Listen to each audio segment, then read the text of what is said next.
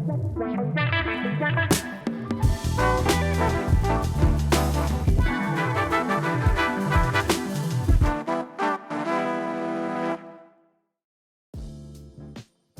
developers, some of you are really dropping the ball on what should be the easiest PR win you'll ever have: not using generative AI. The stink around generative AI, data centers, you name it, has reached fever pitch levels both online and offline, and every time you're found using it, well, the internet doesn't forget, or does it often forgive? And every time you get caught, the explanation is that you somehow don't know how that asset made it into the released product. Not only is that a bad excuse, but it also raises the question of just how many more generative AI assets there are in the game.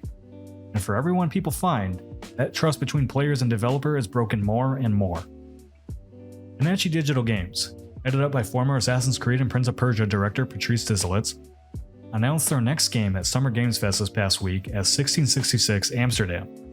A title you may have heard of before, as it was previously in development at THQ Montreal, then sold to Ubisoft, then cancelled, and then, after a legal battle, Désilets recovered the rights to the project.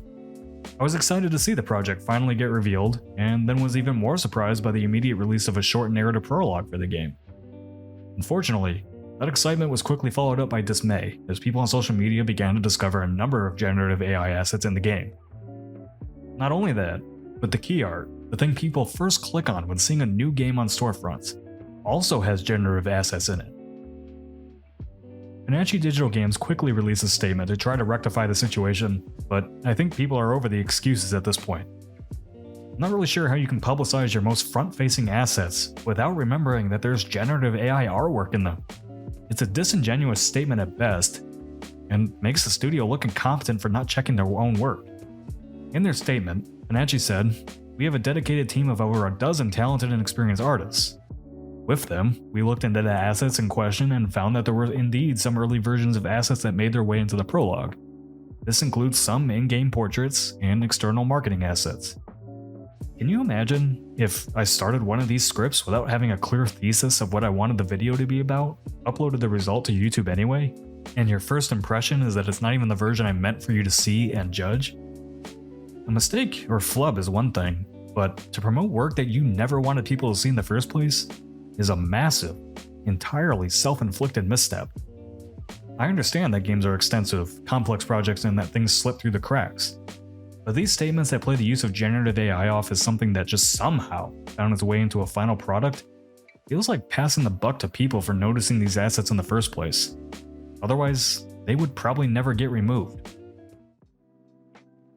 Game studios keep trying to explain away or justify the use of generative AI, whether it's Larian exploring new technologies to help streamline processes, Sandfall Interactive and their use of generative AI for placeholder assets, the list goes on.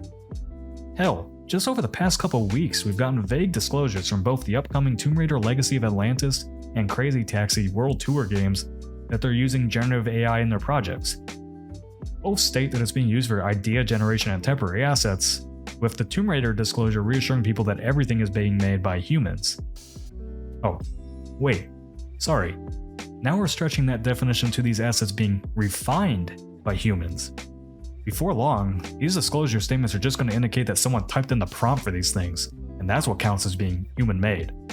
No matter how games are using this tech, it always ends up being a PR nightmare and leaves a stink around these studios that isn't easily forgotten.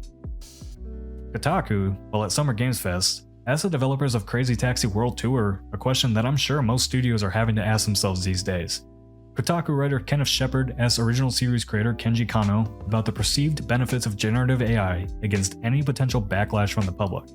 Kano explained that the technology will continue to be controversial, but reiterated that World Tour would only be using generative AI produced assets as a reference, rather than for anything that shows up in-game. I'm not naive to the reality of the situation at play here. The vast majority of people overlook things like generative AI use as long as the final product is good. As someone who isn't in tune with these things like you and I are, and I wager they would never notice the out-of-place buttons or weirdly shaped fruits on the 1666 key art. As long as the wish lists keep going up and the games keep selling, a little bit of backlash on social media platforms isn't going to change much. Neither is withholding an award from a small awards show. Online pushback may get studios to release statements or disclosures, or remove the assets, but over time, it's going to get harder and harder to notice these things in the first place. The best thing we can continue to do is highlight when this happens, push for more transparent disclosures from studios, and let people make their own purchasing decisions. Studios will have to weigh if the damage to their reputation, brand, and games is worth using this tech in the first place. As with many questionable things in the games industry, like the 3 days of early access that Marty just talked about, if it keeps selling, then games will keep pushing it.